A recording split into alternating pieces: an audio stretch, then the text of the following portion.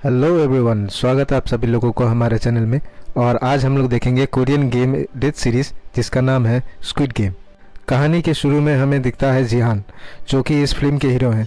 और जिहान को जुए की बुरी आदत थी और इसी जुए की आदत के कारण जिहान के ऊपर लाखों रुपए का कर्जा भी था, जिसके कारण जिहान की बीवी उसे छोड़कर चली गई थी और उसकी बेटी भी उसके साथ नहीं रहती थी। फिर एक दिन जियान की मम्मी जियान को उसके बेटी का जन्मदिन के बारे में याद दिलाता है और उसे कुछ पैसे देते हैं ताकि वो अपने बेटी के लिए एक अच्छा सा गिफ्ट खरीद पाए। लेकिन जियान को जुए का आदत था तो वो सारे पैसे लेकर सट्टे पे लगा देता है और वो घोड़े की रेस में सारा पैसा लगा देता है और वहीं पे उसकी किस्मत चमकती है और वो घोड़े के रेस से काफ़ी सारे पैसे जीत जाते हैं। लेकिन जब जिहान पैसे लेके जा रहा होता है तब जिहान के पीछे उसके लेनदार पड़ जाते हैं जिनसे जिहान ने पैसे उधार लिए थे। जिहान उन्हें देखकर भागने लगता है और भागते भागते वो एक लड़की से टकरा जाता है और कुछ देर बाद जिहान पकड़े जाते हैं। और पकड़े जाने के बाद जिहान उन लेनदारों को बताते हैं कि वो उन्हें ना मारे, वो उनके सारे पैसे लौटा रहे हैं। लेकिन जिहान जब पैसे देने के लिए अपने पॉकेट में हाथ देता है तो उसका पॉकेट में पैसे नहीं थे। सट्टे में जीता हुआ सारा पैसा गायब था।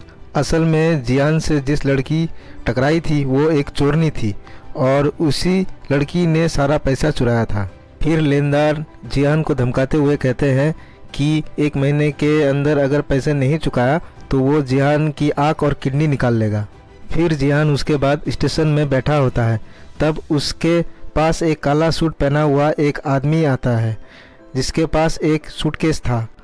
उस सूटकेस में बहुत सारे पैसे और 2 कार्ड होते हैं और वो आदमी जिहान को बताते हैं कि अगर वो उसके साथ एक गेम खेले तो सारे पैसे दे देगा।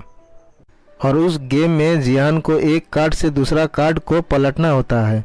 फिर जिहान राज़ी हो जाता है गेम खेलने के लिए और वो गेम जिहान जीत जाता है और इनाम के सारे पैसे जिहान को मिल जाता है।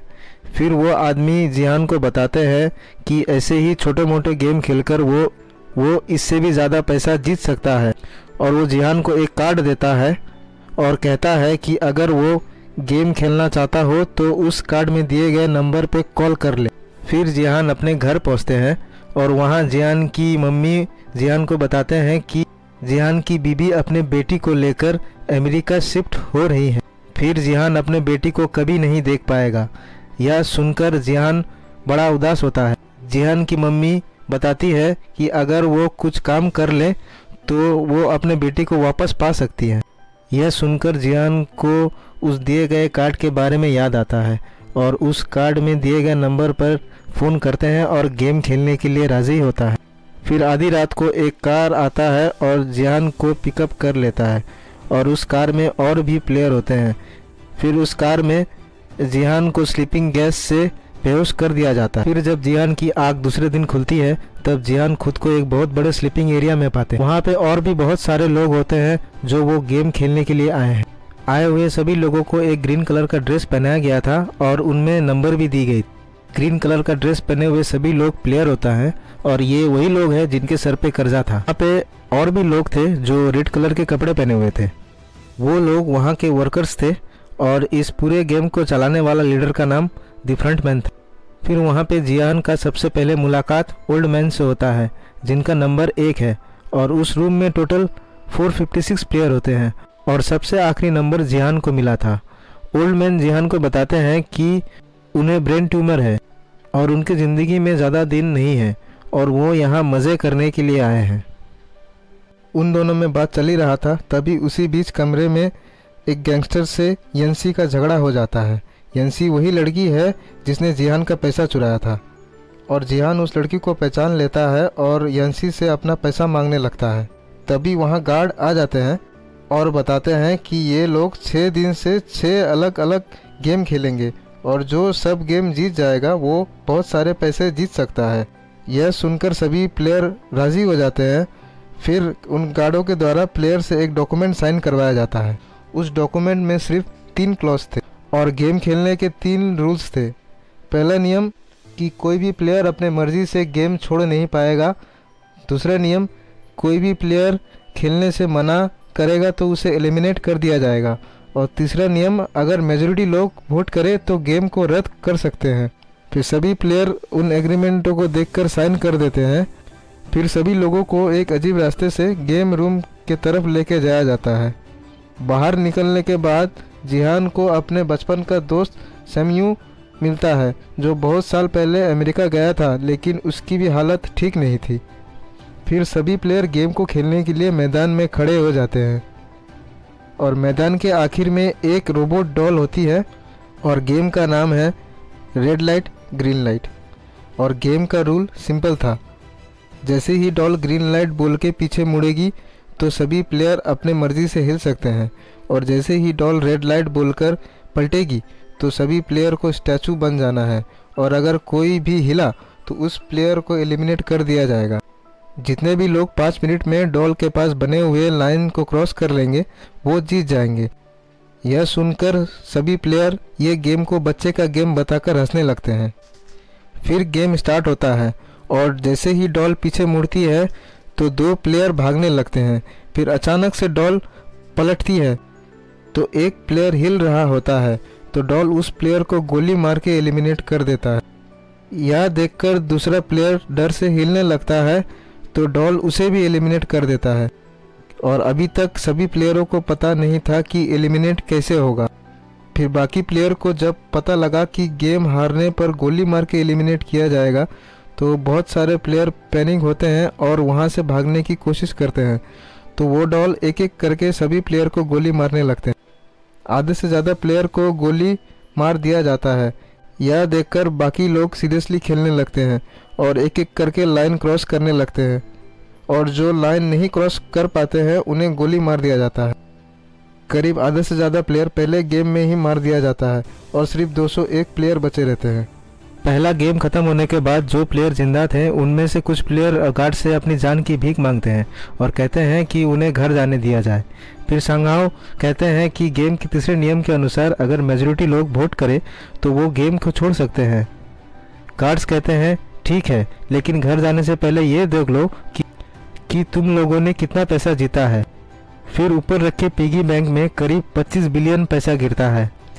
फिर गार्ड्स कहते हैं अगर ये लोग गेम छोड़कर घर चले जाते हैं तो उन्हें एक भी पैसा नहीं मिलेगा और सारा पैसा मरे हुए लोगों के फैमिली में बांट दिया जाएगा। इसके बाद वोटिंग चालू होता है। जिन्हें गेम खेलना है वो ग्रीन बटन प्रेस करेंगे और जिन्हें नहीं खेलना है वो रेड बटन प्रेस करेंगे, और वोटिंग में ज़्यादा वोट गेम रद्द करने पर होता है। फिर गेम रद्द हो जाता है। फिर गार्ड्स बताते हैं कि गेम थोड़ी देर में फिर से चालू होगा और जो भी प्लेयर वापस आकर गेम खेलना चाहता है वो आ सकता है। यह बताकर सभी प्लेयर को अपने घर छोड़ दिया जाता है। घर पहुंचने के बाद जिहान पुलिस के पास जाता है और पुलिस को सारे बात बताता है, लेकिन पुलिस वाले जिहान की बातों पे यकीन नहीं करते। फिर जिहान पुलिस को वो गेम कार्ड दिखाता है, लेकिन पुलिस वाले बताते हैं कि कार्ड में दिया गया नंबर गलत है। वहाँ पे एक दूसरा पुलिस ऑफिसर जून भी था जो अपने लापता भाई को बहुत सालों से ढूंढ रहा था। जून को अपने भाई के कमरे में एक वैसे ही गेम कार्ड मिला था जो जिहान ने पुलिस स्टेशन में दिखाया था, और यहाँ वापस आकर सभी को पता लगता है कि वैसे भी उनकी ज़िंदगी किसी नर्क से कम नहीं है। केंसी के पेरेंट्स नॉर्थ कोरिया में फंसे हुए हैं और केंसी अपने पेरेंट्स को वहाँ से निकालना चाहता है, लेकिन उसके लिए बहुत सारे पैसे का ज़रूरत है। और केंसी अपने छोटे भाई को अनाथालय में रखा हुआ था और वहाँ अली के बॉस अली को पैसे नहीं दे रहे थे, तो अली अपने बॉस के ऊपर अटैक करके सारे पैसे लेके भाग जाता है। और सांगहू ने बहुत सारे पैसे का फ्रॉड किया था जिसके लिए उसके पीछे पुलिस पड़ा हुआ। और जिहान को पता लगता है कि उनके माँ बहुत बीमार है और ऑपरेशन के लिए बहुत सारे पैसे का ज़रूरत है, और गैंगस्टर के पीछे दूसरे गैंग के लोग पड़े हुए थे क्योंकि गैंगस्टर ने उनके सारे पैसे डुबा दिए थे। और जून जिहान से उस गेम के बारे में पूछताछ करने के लिए आता है, लेकिन जिहान उस गेम के बारे में कुछ नहीं बताता क्योंकि उसे उस गेम में फिर से ज्वाइन करना था। इन्हीं कारणों से लगभग सभी प्लेयर फिर से वो गेम खेलने के लिए राज़ी हो जाते हैं। गेम खेलने के लिए राज़ी होने के बाद जब जिहान को वैन पिक करने आते हैं तो डिटेक्टिव जून उसका पीछा करते हैं और सभी वैन एक बड़े से जहाज़ के अंदर जाता है और जहाज़ उसी आइलैंड की तरफ बढ़ जाता है। और जिहान का पीछा कर रहे डिटेक्टिव जून भी चुपके से एक वैन के अंदर छुप जाता है, और जब एक गार्ड उस वैन को चेक करने के लिए आता है तो डिटेक्टिव जून उस गार्ड को मार के उसका कपड़े पहन लेता है। सभी प्लेयरों को ग्रीन कपड़ा पहना दिया जाता है और सभी प्लेयरों की नींद दूसरे दिन उसी स्लीपिंग चैम्बर में खुलती है। फिर सांगहू बताते हैं कि उन्हें एक टीम बना लेना चाहिए ताकि उन्हें गेम खेलने में आसानी हो। और इनके टीम में थे सांगवू, जियान, अली और ओल्डमैन। ओल्डमैन को देखकर सांगवू ज़्यादा खुश नहीं थे क्योंकि ओल्डमैन एक कमज़ोर खिलाड़ी था और यही चीज़ बाकी सारे लोग भी कर रहे थे। गैंगस्टर ने भी अपना एक ग्रुप बना लिया था। इसके बाद रात हो जाता है और सभी प्लेयरों को खाना देकर गार्ड्स अपने अपने रूम में सोने चले जाते हैं और डिटेक्टिव जून भी गार्ड के भेष में अपने रूम में पहुंच जाते हैं। और दूसरी तरफ कैंसी और निनियो बाथरूम में आती है और कैंसी किसी तरीके से एसी वेंट में एंटर कर जाती है और कैंसी एसी वेंट से किचन के ऊपर पहुंच जाती है और देखती है कि वर्कर्स शक्कर पिघला के कुछ बना रहे हैं, शायद दूसरे गेम के लिए। और ये बात कैंसी निनियो को बताते हैं जो सांगहू भी सुन लेते हैं। इसके बाद सभी को दूसरे गेम के लिए बड़े से प्लेग्राउंड में लेके जाया जाता है। वहाँ पे 4 दरवाजे थे जिन पे अलग अलग शेप बने हुए थे, सर्कल, ट्रायंगल, स्टार और अम्ब्रेला। और यह देखकर सांगू को गेम के बारे में पता चल जाता है जो कि उन्होंने बचपन में खेला था, लेकिन वो इस गेम के बारे में अपने साथियों को नहीं बताते। फिर सांगू अपने दोस्तों को कहता है कि उन्हें अलग अलग शेप चुनना चाहिए ताकि उन्हें खेलने में आसानी हो। फिर गेम चालू होता है और इस गेम का नाम था हनीकॉम्ब। इसके बाद प्लेयर को एक बक्सा दिया जाता है। बक्से के अंदर कैंडी और एक सुई होता है। उस कैंडी में वही शेप बना हुआ था जो शेप प्लेयर ने अपने लिए चुना था। और इस गेम में प्लेयर्स को सुई के मदद से कैंडी को कुरेद के बाहर निकालना था और अगर कैंडी से शेप निकलते वक्त कैंडी अगर थोड़ा भी टूटा तो प्लेयर को एलिमिनेट कर दिया जाएगा। फिर सभी प्लेयर उस कैंडी से उस शेप को निकालने में लग जाते हैं। फिर गेम के रूल के अनुसार जो कैंडी से अपने शेप को निकाल पाए उन्हें छोड़ दिया जाता है और जो नहीं निकाल पाते उन्हें गोली मार के एलिमिनेट कर दिया जाता है। इसी तरह एक एक करके काफ़ी सारे प्लेयर मारे जाते हैं और दूसरे गेम के लिए सिर्फ 152 प्लेयर ही और बचे रहते हैं। फिर गेम के ख़त्म होने के कुछ समय बाद बचे हुए प्लेयरों को खाना दिया जाता है, लेकिन गैंगस्टर लाइन में 2 बार खड़े होकर खाना खा लेते हैं जिससे कि बाकी प्लेयरों को खाना नहीं मिलता, जिससे काफ़ी प्लेयरों को भूखा रहना पड़ा। और उन्हीं में से एक प्लेयर गुस्से में आकर गैंगस्टर से भिड़ जाता है। वो गैंगस्टर के पास जाके उसे बुरा भला कहता है, लेकिन गैंगस्टर उसी आदमी को पीट के उसकी जान ले लेता है। ये मारामारी देखकर गार्ड्स कुछ नहीं कहते और मरे हुए लाश को लेके चले जाते हैं। यह देखकर गैंगस्टर के मन में एक तरकीब आता है कि क्यों ना वो लोग एक ग्रुप बनाकर बाकी लोगों को मार दे ताकि कंपटीशन कम हो। फिर गैंगस्टर प्लान बनाता है कि आज रात लाइट बंद होते ही वो बाकी प्लेयर्स को मार देंगे। इससे गैंगस्टर के जीतने के चांसेस बढ़ जाएंगे। और दूसरी तरफ हम देखते हैं कि गार्ड्स दूसरे ही धंधे में लगे थे। वो मरे हुए बॉडी से बॉडी पार्ट्स निकलकर ब्लैक मार्केट में बेच रहे थे और बॉडी पार्ट्स निकालने के लिए वो एक डॉक्टर की मदद लेते हैं जो डॉक्टर प्लेयर्स में से ही एक थे। और बदले में गार्ड्स डॉक्टर को दूसरा गेम कौन सा होगा ये बता देते थे और साथ में गार्ड्स ने डॉक्टर को ये भी बताया कि आज रात झगड़ा होने वाला है क्योंकि उन्होंने जानबूझ के प्लेयरों को कम खाना दिया है ताकि उन लोगों में लड़ाई हो जाए और कमज़ोर प्लेयर सब एलिमिनेट हो जाए। फिर डॉक्टर गैंगस्टर की गैंग में शामिल होना चाहता था क्योंकि सबसे स्ट्रॉन्ग टीम गैंगस्टर की ही थी, लेकिन गैंगस्टर ने मना कर दिया था। लेकिन डॉक्टर गैंगस्टर को बताते हैं कि बदले में वो बता सकते हैं कि दूसरा गेम कौन सा होने वाला है। यह सुनकर गैंगस्टर राज़ी हो जाता है और डॉक्टर को अपनी टीम में शामिल कर लेता है। और रात होते ही गैंगस्टर एक एक करके सबको मारना चालू कर देता है और यह चीज़ फ्रंटमैन सब देख रहे थे। चारों तरफ काफ़ी मारामारी चल रहा था।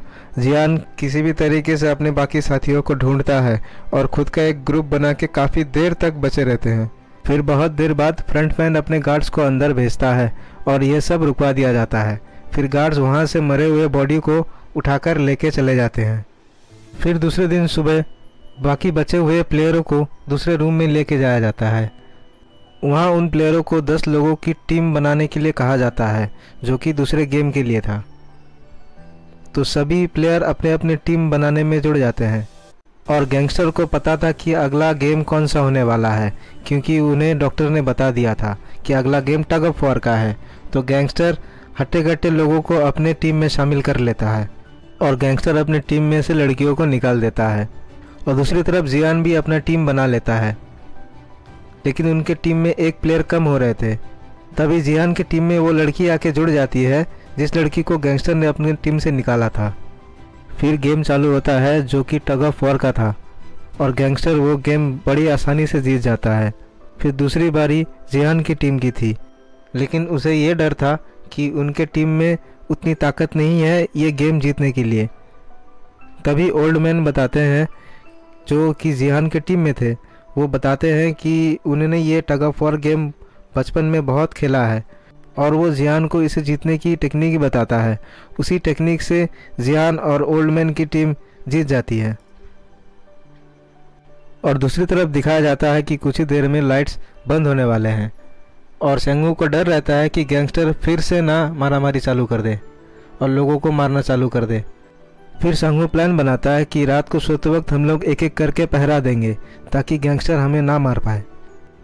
और दूसरी तरफ गैंगस्टर को डर लगने लगा था कि उनकी टीम के प्लेयर काफ़ी चालाक और चतुर हैं और सबसे स्ट्रांग प्लेयर गैंगस्टर ही थे।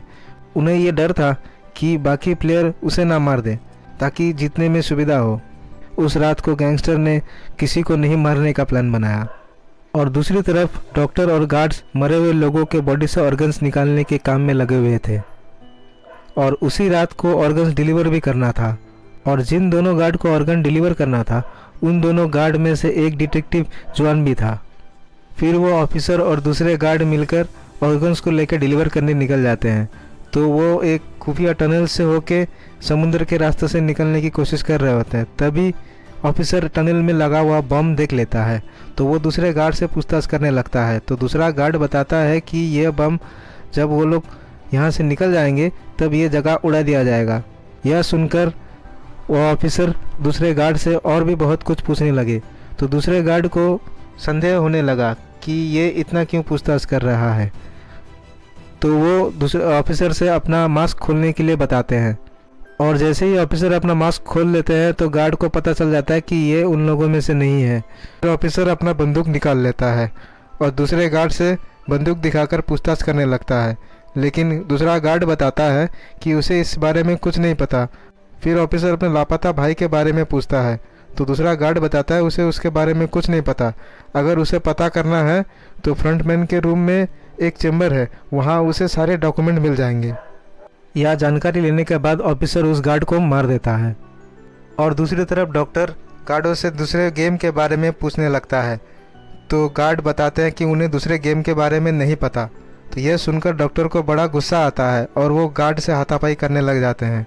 हाथापाई करते हुए वो एक गार्ड को मार देते हैं और मारने के बाद डॉक्टर भागने लगता है। फिर दूसरा गार्ड डॉक्टर का पीछा करते हैं।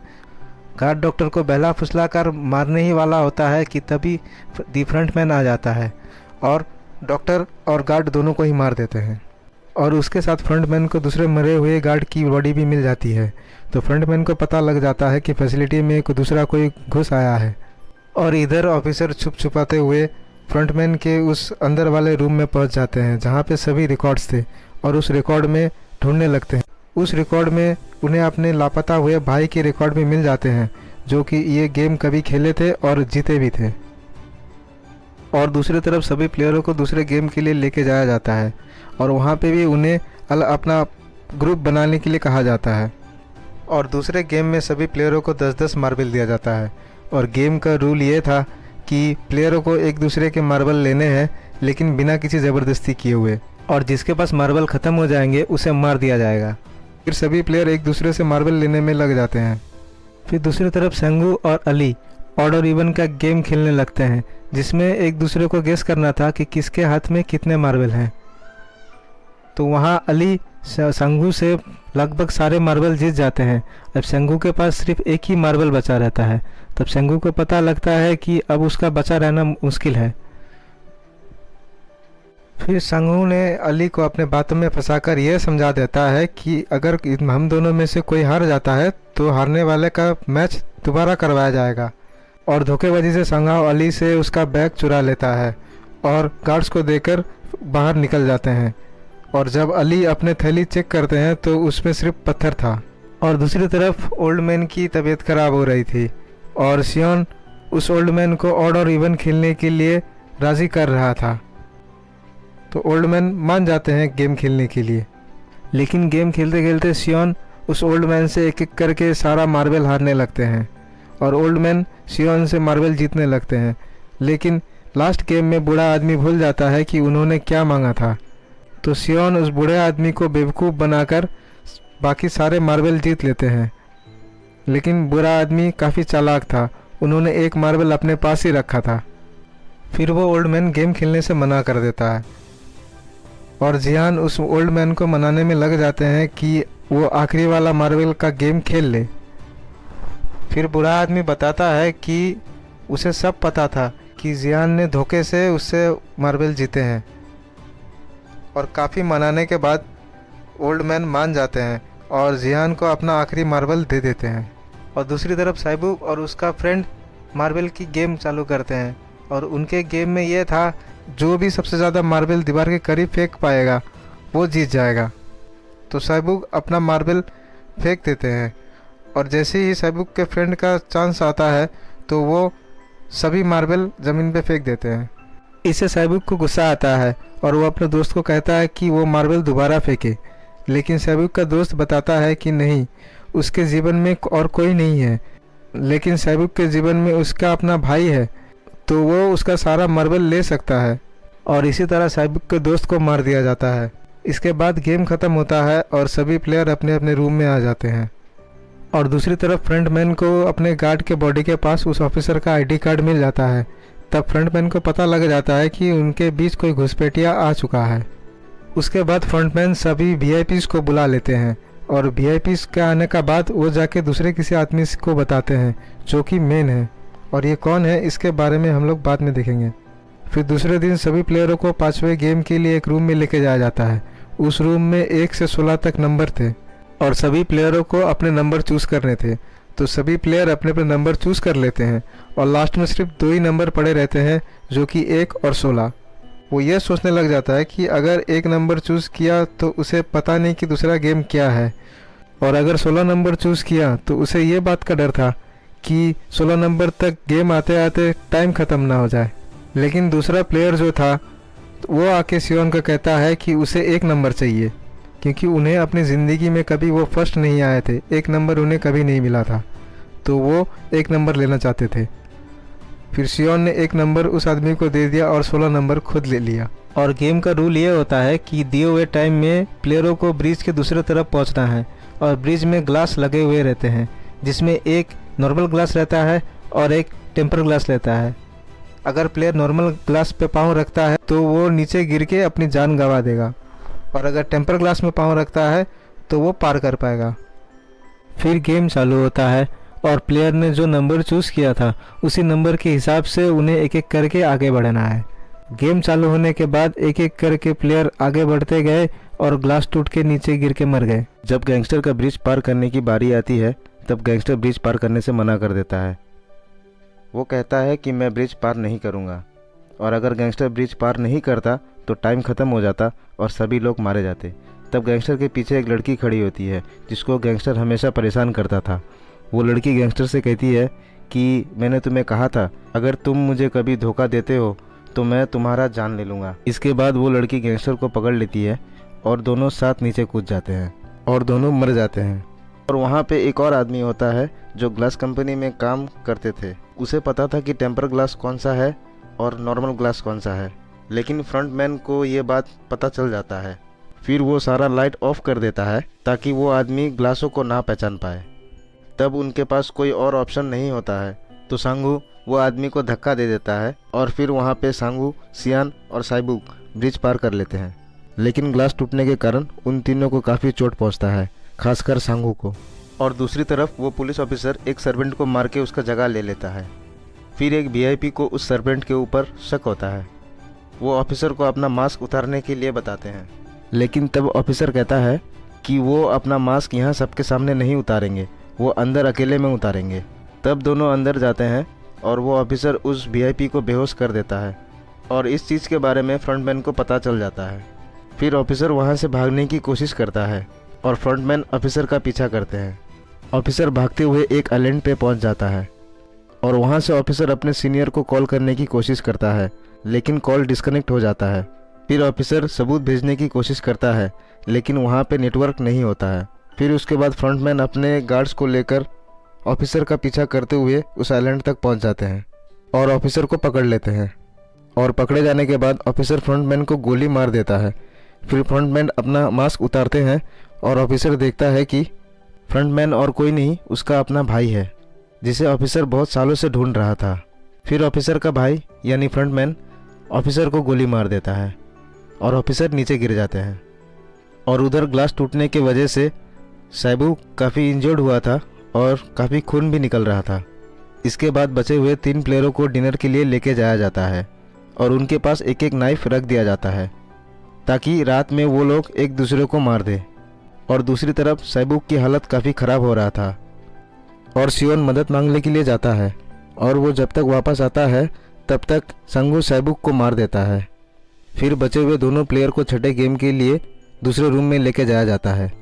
और गेम का रूल था एक दूसरे को मारो या मर जाओ। गेम का नाम था स्क्विड गेम। फिर गेम चालू होता है। फिर दोनों में काफ़ी मारामारी होता है और संगू का हालत काफ़ी ख़राब हो जाता है। फिर सियोन कहता है कि वो ये गेम नहीं खेलना चाहता, वो ये गेम छोड़ना चाहता है और संगू को अपने साथ चलने के लिए कहता है। लेकिन संगू खुद को मार देता है और सियोन जीत जाता है। और फिर सियोन को अपने घर छोड़ दिया जाता है। सियोन के पास एक एटीएम कार्ड होता है और जब सियोन एटीएम में जाकर चेक करते हैं तो वो देखते हैं कि सारा पैसा उसके अकाउंट में आ चुका है। इसके बाद सियोन अपने घर जाते हैं, लेकिन तब तक उनके मदर का डेथ हो चुका होता है। फिर दूसरे सीन में 1 साल बाद सियोन को दिखाया जाता है। उसमें दिखाया जाता है कि सियोन की हालत काफ़ी ख़राब होती है क्योंकि सियोन ने जीते हुए पैसे को हाथ नहीं लगाया था। और फिर एक दिन सियोन के पास एक फूल बेचने वाली औरत आती है। वो औरत सियोन को वैसे ही कार्ड देता है और उस कार्ड के पीछे एक एड्रेस लिखा रहता है। फिर सियोन उस कार्ड में दिए हुए एड्रेस पे पहुंच जाते हैं। तब सियोन को पता चलता है कि इस गेम को चलाने वाला और कोई नहीं, दी ओल्ड मैन है। फिर वो ओल्ड मैन सियोन से कहता है कि वो अपने ज़िंदगी से बोर हो चुका था और वो लोगों को मरते हुए देखकर एंजॉय करते थे, लेकिन हम लोगों ने किसी को मजबूर नहीं किया था गेम खेलने के लिए। सब अपने मर्जी से आए थे और मैंने उस गेम में इसलिए पार्टिसिपेट किया था क्योंकि खेल देखने से ज़्यादा उसे खेलने में मज़ा आता है। और सियोन को कहता है कि जो जीते हुए पैसे तुम्हारे पास है वो मेरा है। ये कहकर ओल्ड मैन मर जाते हैं। सियोन उसके बाद रेलवे स्टेशन जाते हैं और वहाँ पे सियोन को वही आदमी दिखता है जो कि उसे फिल्म की स्टार्टिंग में मिलता है। फिर सियोन उस आदमी का पीछा करते हैं, लेकिन वो आदमी वहाँ से भाग जाते हैं। फिर सियोन उसी कार्ड में दिए गए नंबर पे कॉल करता है और पूछता है कि तुम लोग ये सब क्यों कर रहे हो, क्यों लोगों की जान ले रहे हो। फिर दूसरी तरफ से रिप्लाई आता है कि सियोन, अगर तुम्हें ज़िंदा रहना है तो प्लेन पे चढ़ जाओ। इसके बाद पिक्चर यहीं पे ख़त्म हो जाता है।